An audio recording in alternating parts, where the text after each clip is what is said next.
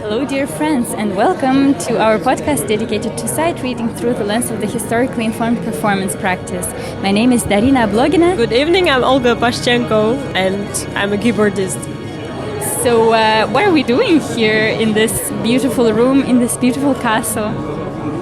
Well, for now we're enjoying fantastic dinner, accompanied with quite nice champagne. But actually, Darina is going to play a concert tomorrow here. It's a fantastic Chateau de Bournazel. Everybody should Google it, I think. A fantastic architectural ensemble from the Renaissance and medieval times.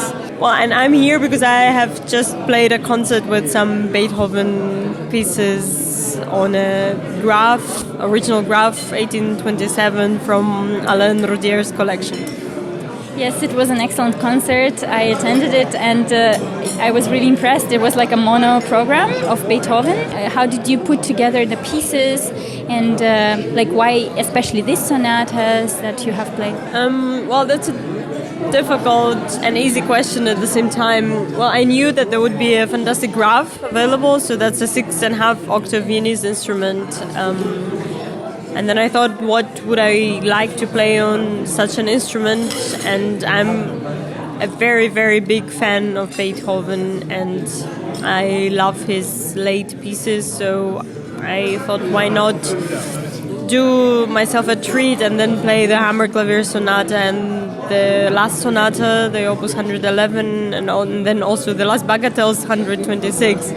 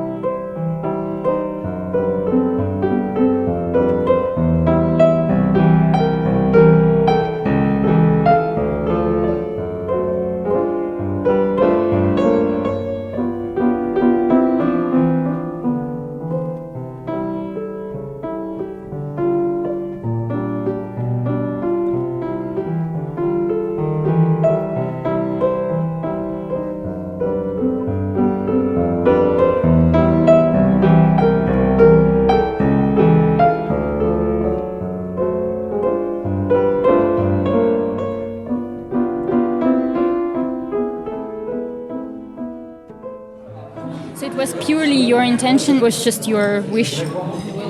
Well, when you get a particular instrument, you always think,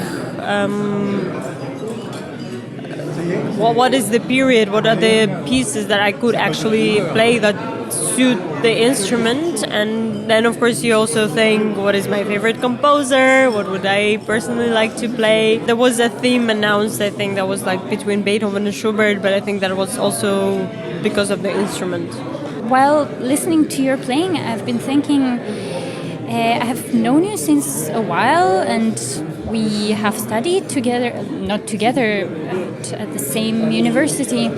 And I've been always thinking, because you have made quite a successful career, you're a teacher and a successful musician, and I've always thought of you as a non-compromised person, non-compromised musician. You're very honest with yourself, with the music, and what you transmit from the stage. How do you manage to be yourself within this scene, within the early music field? What challenges you're facing with that? Well, thank you for the compliment. I think, in fact, when we talk about being ourselves, I think early music is something that actually allows us to be ourselves much more than let's say, the so-called modern academic performance. I think the period instruments, they actually help us a lot to perform the music in the most natural way, and then at the same time allow you a lot of expressions, a lot of room for expression, and a lot of different levels of expression. Do you feel sometimes in the early music field the pressure to be extra nice? Because sometimes I'm confronted with that challenge that I'm expected to be, especially as a female musician, to be an extra nice and smiley, and otherwise, like, people think that I'm weird or something like that. Well, if you don't smile, people think you're weird whatsoever. So I wouldn't say it's a very early music field. In my experience, actually, how I see our gang, so to say, as more that actually the early music field is much more is much friendlier than the modern. Well, I don't really want to blame anybody, but I feel that we are probably a smaller circle. We know each other better, and then we just have fun together. And playing early music, I don't know, in my perception, is also about the joy and the pleasure of art, and of course some knowledge and the depth, sure, but when coming together we share a lot of common things. Really, you just kind of stayed yourself and it was always natural and no problem for you? Well, I think, I mean, to be honest, to say a healthy person, I think early music field is much healthier than the much more competitive modern way of performance. We're sort of linked, again, in my opinion, I think that we're more linked with the common goal is to let the world know that you can also perform the pieces the way that they were written. Again, arguably, of course, because we will never know, we cannot call Bach, Lully, or whoever. And in that way, we have less focus on making competition, actually. We have more focus on doing the real thing. And how do you experience the change of the early music scene since you have started teaching, or like you have started studying within this field, and nowadays, because now you're teaching like younger generations of musicians, how do you experience this change of paradigm? Is there one? How does it look like? Well, I think in the last, what it is, like 20 years that I'm busy with early music, more than 20 years actually, it became less of a sort of elitistic feature. It became much more known. I mean, it was already well known 20 years ago, of course. I mean, we're not in the beginning of the 20th century when it all started, of course, but I think now also, like, if you take a modern orchestra, they're all more or less all trying to play in style, even with modern instruments. So a lot has been made in the last 20 years. So yes, I mean, at the same time, I experience also, because sometimes, for example, as a teacher, I get modern pianists who come for a specific class that I teach, which has the goal to let them see the difference of the historical instrument and the modern instrument. And then I see quite often that people really have no idea. And that is a little bit striking, I think, in 2023 that we are now, that sometimes it is like this, but at the same time, I mean, it's cool, you can learn something new. So I experienced this early music field in Switzerland in a different way. So maybe have you compared how it is developing in different countries, also to your opinion, because you play everywhere more or less, so you know it from inside. Well, I guess of course Basel is very different from Amsterdam. That is one thing. We even joke about this in Amsterdam, that in Basel people are very much into the depth and learning a lot, and we're sort of like the hippies of the historical and important performance, and we like to hang out more and to be in the canteen in the conservatory, and then actually the conservatory starts with the canteen where everybody gets to know each other. I must say I do not know Basel atmosphere so well, honestly. But we have great respect to what's being done there, all the research, and like whenever you actually want someone to get very deep and insightful knowledge, like one should go to Basel. So big chapeau. I think Amsterdam is a little bit loser in that sense. And that all goes again to find your personality a bit more, maybe, and not so much about the rules. It's like the philosophy is probably that it's nice to know the rules, like we should read the treatises, but then one should find him or herself themselves in these rules or in the interpretation of these rules. And you also perform on different instruments like harpsichords and fortepianos and even organ. So how do you combine all of it, and also modern piano? Actually, last time I have heard you in Utrecht, you were playing modern piano and glinka. So how do you combine all that? I mean, I play the keyboard, so I play the music that was written in a certain century, in a certain period, on the instrument that it was written for, more or less. So, I mean, if I have to play ligeti, that must be a modern piano. I cannot, or a harpsichord, obviously. But yeah, that's the whole story. Did you find this kind of broader specialization for yourself earlier, or just now you're getting used to play everything, or was it always like that? How do you deal with this multi-functional talent? Well, I was very lucky. I could study all the instruments very early, well, quite early. I could begin with the harpsichord when I was 13 and with fortepiano and organ when I was 18, so I mean, years of experience, they actually do count, because then at some point you just notice after 7, 10 years that you just feel at home on all of them. It's still a challenge to swap, like to switch from one to the other very fast. And for example, if you have to prepare 3-4 different programs on different instruments, it's hard. It is hard to practice all of them in one day, for example, not because of time, but also because of the feeling somehow, because it takes like even in the concert when I play, let's say, 3 different instruments like harpsichord, fortepiano and piano, it takes a tiny little bit to really start trusting the instrument. So I mean, if you're conscious about it, then it can take maybe 30 seconds or 5 minutes. But for example, in the recording, when you switch the instruments, it's really, it can take you half a day even sometimes to really find the juice of the sound, to all the little details that you can take out of this particular instrument. And what was difficult for you today? Maybe you had some issues with this instrument because you arrived yesterday and you haven't seen this instrument before. So how did you get used to it, and how did the friendship start? Well, it's a very good question, because this instrument was very, very special. It's a graph, which is an original instrument, which is already a case.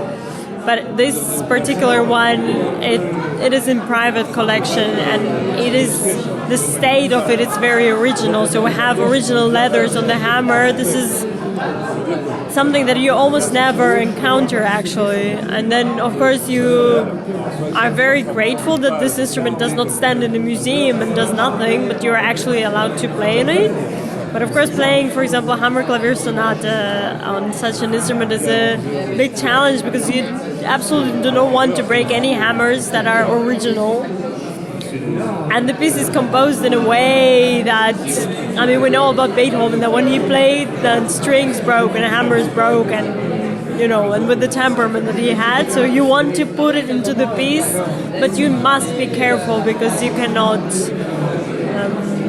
over-force it, so sort of. At the same time, I mean, it's a fantastic piano. It's really, whoever fortepianist out there, please, if you ever have a chance, play it, because it's really very alive. It's very, very speaking. All the registers have their own color and sound, and they speak with different voices really, and it's a blessing. Also, I noticed, as you said earlier, the Hammerklavier sonata, it was written in a different way, in a very intense language. Of course, Beethoven is always intense, but this latest C minor sonata, it had a completely different color also with the instrument. For me, it was very interesting to see how the instrument changed its attitude during the concert. It was a miracle to watch, actually. It was very cool. But also another question, why did you decide to play the sonata quasi una fantasia, an encore piece? Well, in fact, it's very, very difficult after Opus 111, the last Beethoven sonata, which ends in this incredible arietta. Endless arietta, it was incredible, also with the jazzy moments of yours. It's like Beethoven's, he's just talking to himself.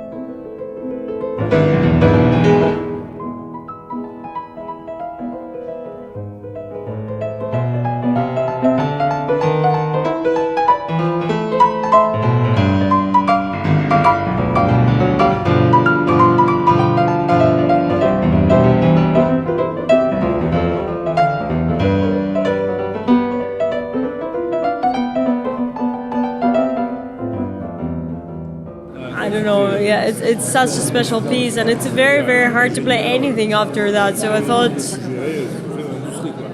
I felt I would want, that the public would want to have an encore, and I thought I can absolutely not play a funny, fast virtuoso piece after this. So I thought let's go a bit more into the abyss, because like Liszt said about the Moonlight Sonata, that it's because there is this first movement which is very, very dark and almost without air, and then there is a very turbulent finale, and then there is the little second movement, very cheerful. And Liszt said that it's like a flower between the two abysses. So I decided to go for an abyss. It was a spectacular contrast with this arietta and then the encore piece. I started crying. I couldn't help myself. I was in tears, and I was thinking about the words that Lev Tolstoy described in his letters or his diary, that he said literally that I don't like music, not because it's not beautiful or something, but because you are not in control of your thoughts anymore while listening to a musical piece. So some darker thoughts, like I was feeling the darkest sea of my thoughts kind of descended onto my brain. It was a very touching experience, but very dark. I totally agree with Liszt. It was a very dark experience. And how it is for you? How does your brain navigate in that process? when you go into the abyss and when it's so dark, I mean, or No, just in general, maybe when you're in such different moods. And how does your brain work through the process of while you're on stage?